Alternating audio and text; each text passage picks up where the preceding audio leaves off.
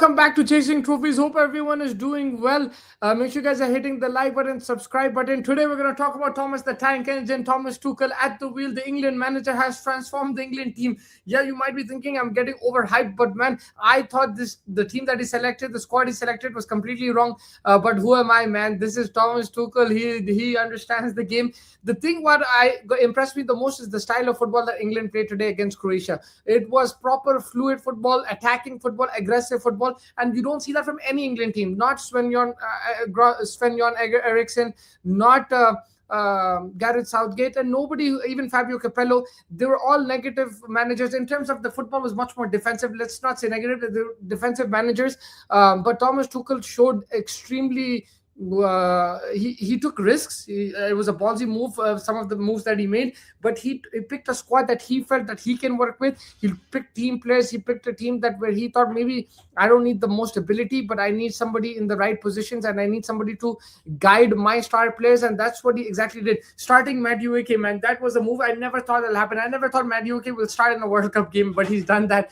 There was no Foden, no Palmer, no Maguire, but no problem for England. They still played some a class football. I think they were the most entertaining team. This was the most entertaining game. There was a period that Croatia played well as well, and it was 2-2 going into halftime. But England continued the pressure. Attacking wise, Bellingham, that goal was fantastic.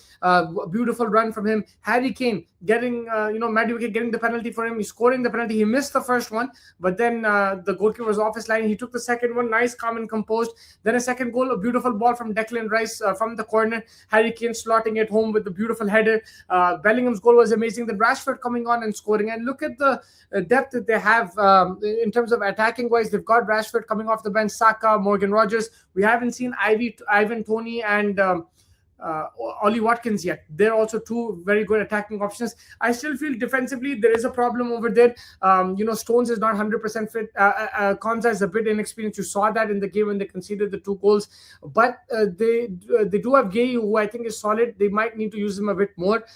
Right back and left back right now is amazing. Reece James and O'Reilly are really good. If they get injured, that could be a problem for England. I don't know if Chalobah and these guys are at that level, but right now the starting fullbacks are pretty good, and that is helping them create those attacks. They're very fast going forward. Overall, they kept pumping the play, man. In midfield, Declan Rice, Elliot Anderson, Jude Bellingham, they look pretty solid as well. For me, that's what I'm saying. The most impressive thing is not that they won, not that they scored goals. It's that they scored goals in that fashion. They kept attacking. They kept going forward. Normally, after they score a couple of goals, even after they score the third goal, they would sit back. They didn't sit back. Even after the 4th goal, they're looking for the 5th. That's what surprised me. I've seen England win 2-1, 1-0, this and that, sitting back a bit. But this time, they weren't sitting back. I know there's more teams to be played, but this is the perfect start for them. We were all thinking, a lot of people were saying it'll be England 1, Croatia 1, it'll be a draw. But England winning 4-2, it puts them in a great place in this group. Now they have to play Ghana and Panama, and I'm sure if they play like this, Ghana and Panama will find it difficult, bro. It's not going to be easy. England will probably top this group, and then let's see who they get in the round of 32. Again, injuries could be a problem. Defensively, things could be an issue, but apart from that, the style of football that Thomas Tuchel has brought in is amazing. He's a type of manager who's also handling the media really well. There wasn't much uproar, when their truck got stolen with all their clothes and their belongings and their equipment. Normally there's an uproar and people say, look, this is the worst start to our tournament and everything. I think that situation was handled really well. They've placed themselves in Kansas, which is in the middle of USA. It allows them to travel to the south, to the west, east very easily. If they need to go to New York, it's central for them. If it's south, Miami, they can go west as well. So it's a good location. Normally, you'd want, England team, you'd associate them in LA or you would associate them in Miami. That's what previous England teams would have done. I'm pretty sure LA would have been their base. But Thomas Tuchel is very sensible. He understands what he requires. They're in a smaller hotel, only 150 rooms over there. They've modified their equipment according to what they need in terms of their gym, their rehabilitation center, their swimming pool. They'll have projector. They'll probably watch Love Island or something in the night. They have a nice barbecue. So he's modified that, and it's not too enclosed as well. There is public there. Yes, there are probably Americans, maybe people who won't disturb them as much or who will not who are not as big fans of football, but there are people around that area and stuff. So it's not like they're secluded or anything like that too. So it gives that city feeling as well. And yeah, I think so far it's been a good start for England.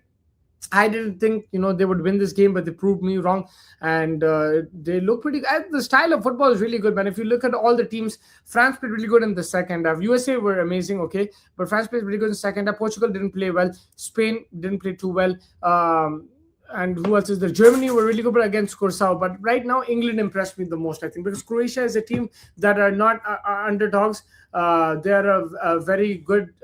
They're a very good team in terms of experience. They have Luka Modric. They got Perisic over there. They have really good players.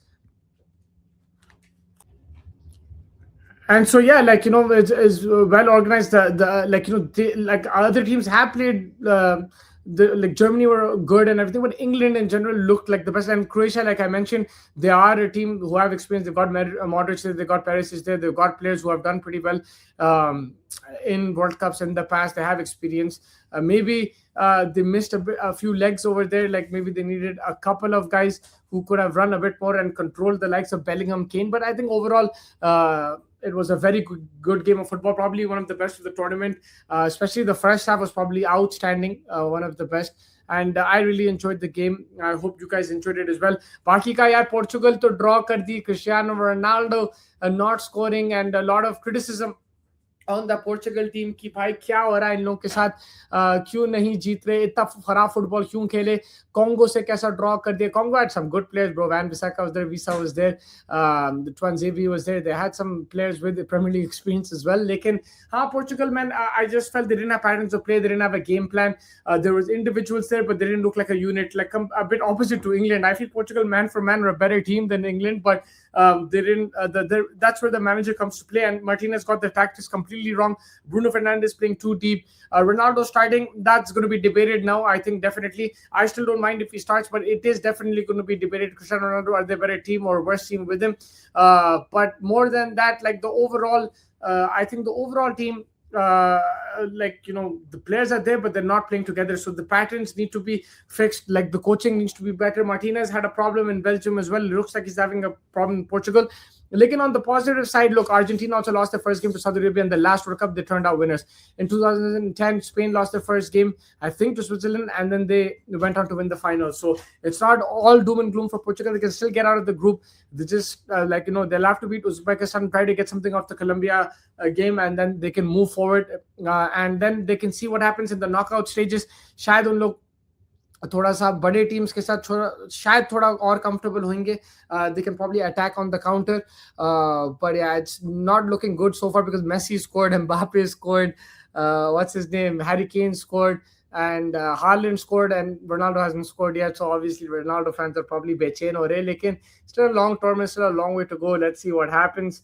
And yeah, I think overall it was a good day of football, especially if you're an England fan. But I did enjoy that game. The Portugal game was a bit boring, but I really liked the way Congo played. And hats off to Congo, man. DR Congo, baby. What a story that is, man. Some incredible talent. They played really well on the counter attack. They looked composed. They created the chances well. They got the goal. So well done to DR Congo as well. Make sure you guys are hitting the like button, subscribe button, and stay tuned to Chasing Trophies for the latest content from the FIFA World Cup. Thank you, everybody, and take care.